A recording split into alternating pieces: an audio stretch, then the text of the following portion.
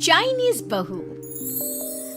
Chinese बहू हमारी याद तो है ना आपको? भूले तो नहीं ना? हाँ भाई, थोड़ी देर में ही सही, लेकिन चाइनीज बहू की कहानी आ ही गई। क्या हो रहा है ये देश में? चाइना ने तो आतंक ही मचा रखा है। अरे क्या हो गया? क्यों चाइना को कोसता रहता है? भूल मत, तेरी ससुराल चाइना की ही है। हाँ माँ, पर ये देखना, लड़ाई झगड़े, ये बीमारी, ऊपर से ये देश कितना चालाक है। अंदर न जाने क्या क्या करता रहता है। तभी अंदर से बहू की चिल्लाने की आवाज आती है। अरे क्या हो गया बहू, क्यों चिल्ला रही है? माँ जी, ये देखिए, ये रूस ने यूक्रेन की हालत क्या कर दी है। ऊपर से चाइना में दोबारा लॉकडाउन लग गया है। माँ जी, अब क्या किया जाए? अरे तो तुम लोगों को क्या परेशानी हो रही है? मैं तो यही नहीं समझ पा रही हूँ। वो क्या है ना माँ, हम लोग चाइना जाने की सोच रहे थे। सांगसू के भाई की शादी है। तो क्या? अरे कौन सा उन लोगों के यहाँ भाई घोड़ी चढ़ता है जो बहन काजल लगाकर नेक लगी?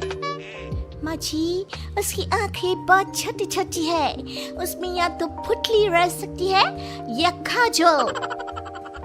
साले की पुतली निकाल कर काजल लगा दो, अंधा कहीं का। क्या क्या बोले तुम मेरे भाई के बारे में?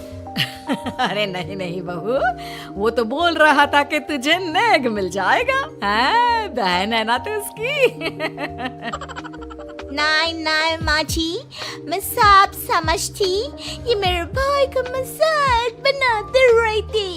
कितना शीरा है मेरा भाई, बिल्कुल छिपकली जैसा। नहीं नहीं बहू, सीधा गाय जैसा होता है। सही पकड़े हैं माँ जी। हाँ, तो मेरे भाई की शादी है, मैं चाइना जरूर जाऊंगी। तभी एक पड़ोसन आ जाती है। अरे नहीं नहीं बहू, तू कहीं ना जा, हम लोगों का मन कैसे लगेगा तेरे बिना। ले बहू, तेरे भाई के लिए ये शॉल रख ले, हमारी तरफ से गिफ्ट कर देना। अरे सब कितने अच्छे हैं। मेरी चाइनीज बहू को कितने प्यार से तुम लोगों ने एक्सेप्ट कर लिया। सच में बड़ी भाग्यशाली हूँ मैं। कैसी बात कर रही है? ये तो हम लोगों के देश की खूबसूरती है कि हर किसी को दिल से अपना लेते हैं, बस वो भी दिल से हमें अपना समझे। कैसी बात कर रही है आंटी जी? मेरे लिए आप सब सासू माँ जैसी ही हैं। मुझे भारत बहुत अच्छा लगता है, ये सबसे अच्छा देश है, मेरा भारत महान। वैसे भी लड़की की शादी जहाँ होती है वो तो वहीं की हो जाती है ना। जीती रे बहू, सही बोल रही है। औरत तो होती ही पानी की तरह है, जो जहाँ जैसे रखे वैसी ही शेप ले लेती है। आंटी जी, ये थोड़ा सा ज्यादा हो गया, समझ नहीं आया। नो प्रॉब्लम, मैं चाय बना कर लाती हूँ। फिर क्या, वो दिन भी आ जाता है जब बेटे बहू को चाइना जाना पड़ता है। वहाँ जाकर बहू का भाई कहता है, मेरे दाम आ गए, मेरे दाम आ गए। मैंने सबको बोला कि सब हिंदी में बात करेंगे, नहीं तो बहन नाराज हो जाएगी। थैंक्स बॉय, हिंदी मेरी भाषा है। आप मुझे उसमें बात करना अच्छा लगता है। आपने जीजा जी से मिलो। ओ बहन, तुम अंदर चलो। सभी बहू को अंदर लेकर चले जाते हैं, लेकिन सांगसू का पति, वो तो बेचारा चाइना के ससुराल के आंगन में अकेला खड़ा रहता है। काफी देर तक जब कोई उसे नहीं पूछता तो वो माँ को घर पर फोन करता है। हाँ बेटा, पहुँच गए ना कुशल मंगल? हाँ माँ, लेकिन सांगसू पता नहीं कहाँ है। वो तो अंदर गई है, तब से बाहर आई ही नहीं। अरे कैसी बात कर रहा है? तो तू अंदर चला जा, तू बाहर क्यों है? अरे दामाद है तू वहाँ का, उन लोगों ने तुझे बिठाया, चाय पानी कुछ नहीं पूछा? नहीं ना माँ। तभी सामने से सांगसू आती है। क्यों आप अभी तक तैयार नहीं हुए? और ये बैग लेकर क्यों कमरे से बाहर आए? इसे वहीं रख देते। कमरा? कौन सा कमरा? अरे कैसी बात कर रही हो? जब से तुम अंदर गई हो मैं बाहर ही तो खड़ा हूँ। बहू को बहुत हैरानी होती है और गुस्सा भी आता है। तभी उसका भाई और माँ आ जाते हैं। और सांगसू, अंदर खाना लग गया है। पहले ये बताओ कि मेरे पति को किसी ने खाना या पानी क्यों नहीं पूछा? वो भारत से ससुराल पहली बार आया है, वो भी मेरे कहने पर। उनकी इज्जत क्यों नहीं की? देख बेटी, तूने जबरदस्ती जिद में शादी की थी तो हम लोगों ने कर दी, लेकिन अब तुम ये सोचो, पूरी चाइना में मैं इस इंडियन को अपना दामाद बताऊं? So sorry. हाँ संगसू, और तुम भी चुप रहना, नहीं तो वो लोग मेरी शादी तोड़ देंगे। ओह, ऐसी बात है। कोई बात नहीं, मैं बाहर होटल में रह लेता हूँ, तुम वही करो जो ये लोग चाहते हैं। कैसी बात कर रहे हो? शादी के बाद पति जैसा भी हो, जो भी हो, पति होता है। वैसे भी तुम्हारे पूरे परिवार ने, सबने बिना सोचे मेरा साथ दिया, मुझे एक्सेप्ट किया, प्यार किया।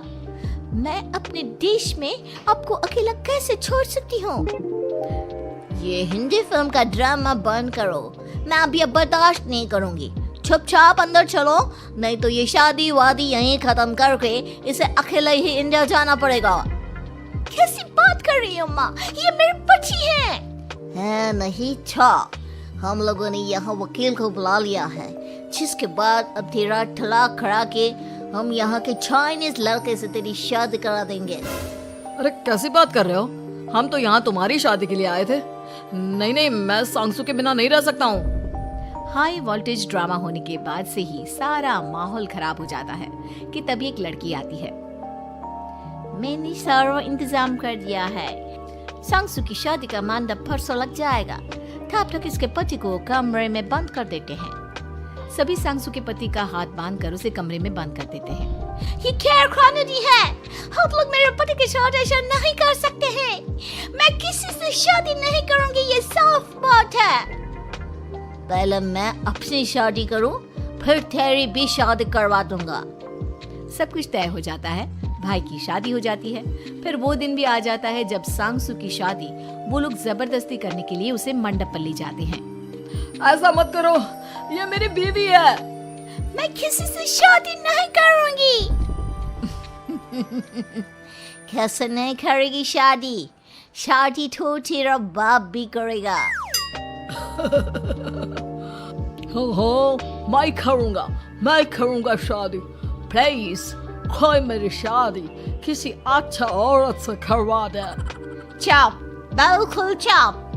फिर माँ सांगसू और उसके पति से कहती है,